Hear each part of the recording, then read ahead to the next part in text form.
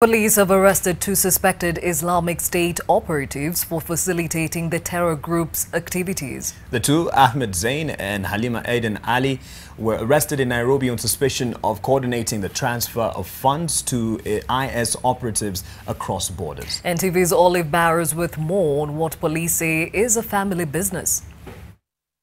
Police accounting the arrest of Walid Ahmed Zein and Halima Adan Ali as a win in the war on terror. Zein and Ali are suspected of being part of a terror financing network that spans continents, cutting across Europe, the Middle East, the Americas and Eastern Africa.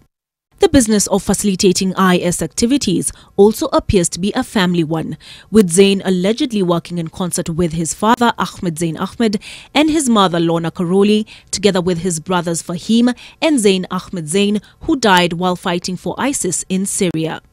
The Zein in police custody is suspected to have transacted over 15 million between last year and last month for the IS.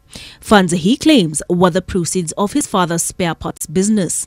Police say he has also worked as a long-distance truck driver and a tuk-tuk driver in Mombasa to disguise his nefarious activities. Halima, who has been arrested before, is said to have been an Al-Shabaab recruiter who switched allegiance to IS after Zein secured her release in a previous arrest. She is also said to have recruited jihadi brides described as Al-Shabaabs for Al-Shabaab in Somalia.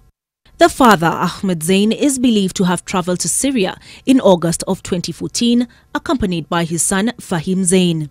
His wife Lorna is believed to have followed suit in May of 2015, accompanied by her now deceased son Zein. Cutting off of financing for terror groups is a top priority for security organs the world over, with informal means such as those used by the Zeins being part of the methods used. Olive Burrows, NTV.